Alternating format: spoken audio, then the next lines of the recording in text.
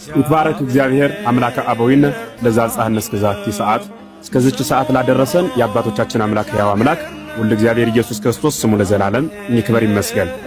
በዚህ አደባባይ እንድንነጋገር የፈቀደልን ሰዓታችን የባረከ ስሙ ይክበር እያልኩኝ ወደ ዘፍጥረት ነው ማመራው። ማጠቃለያ ለመስጠት ጌታችን መድኃኒታችን ኢየሱስ ክርስቶስ ስጋን ከመዋሃዱ በፊት አካላዊ ቃል ዘላለም የሚመለክ አንድ እግዚአብሔር መኖሩን በቀዳሚ እግዚአብሔር ገብረ ሰማየ ወምድር ሰይኮነት ድሉተ ይታስተሪ ብሎ በኦሪት ዘፍጥረት ምዕራፍ 1 ቁጥር 1 ላይ በቅድሚያ እግዚአብሔር ሰማይና ምድርን ፈጠረ፣ ምድርን አንዳችም አልነበረባትም የተዘጋጀችም አልነበረችም ብሎ ይናገራል። ከዚያ በኋላ ጌታችን ፍጥረታትን ሁሉ ፈጥሮ አሳምሮ አስውቦ ካኖረ በኋላ ሰይጣን ተፈጥሮ ነበረ። ከ99 ነገደ መላእክት አንዱ ዲያብሎስ ወርዶ በሱ ትክ የሰው ልጅ ተፈጠረ።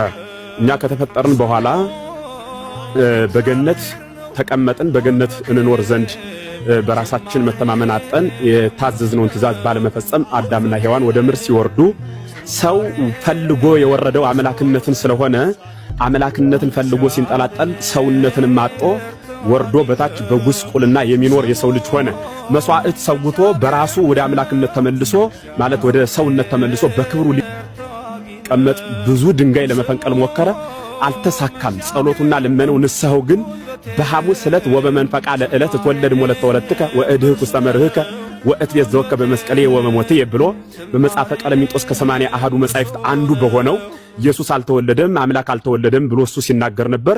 በመጽሐፈ ቀለሚንጦስ ግን ከ80 አሐዱ መጻሕፍት ባንዱ ከልጅ ልጅ ተወልጄ 5 ቀን ተኩል ሲፈጸም አድነሃለሁ ብሎ ሕያው የሆነ እግዚአብሔር ቃል ገብቶ 5500 ዘመን እስኪፈጸም ድረስ አሁን እሱ ሲናገረው የነበረው ስጋ ያለበሰ ያልተዋሃደ አንድ አምላክ ግን ሰለስቱ ስም አሐዱ እግዚአብሔር ነበረ።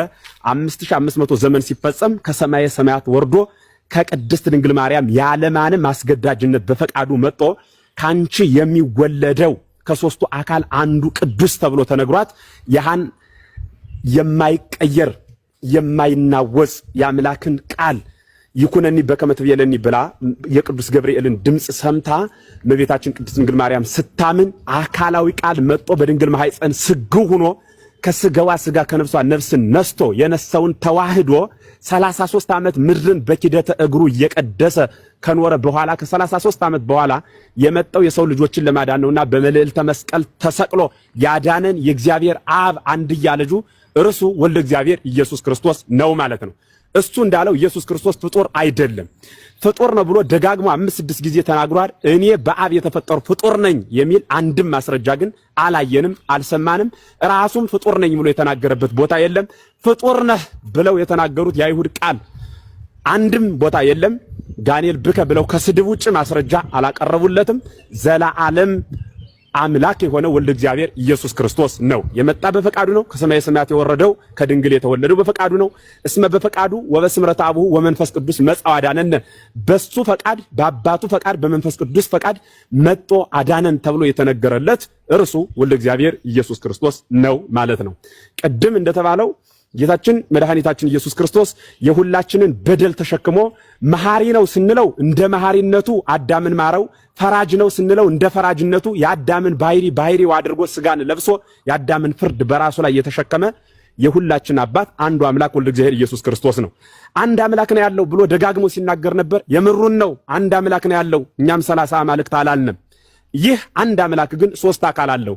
ለምን ኖረው ከተባለ ለምን ብሎ መጠየቅ አንችልም። ምክንያቱም ፈጠረን እንጂ አልፈጠርነውምና ያስገኘንን ለምን እንዲሆን አንለውም።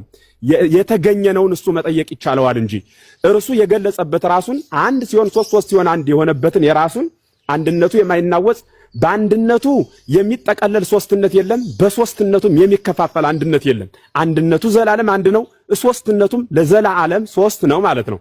ስለዚህ ይህ ቃል አባቶቻችን መጽሐፍ ቅዱስ ማለት መሪ ቃል ነው። የሚብራራ የሚተነተን የሚኖር ምስጢር እንጂ ዝም ብሎ መጽሐፍ ቅዱስ ብቻ የሚባል የለም። ይህ መጽሐፍ ቅዱስ በአባቶቻችን ተተርጉሟል።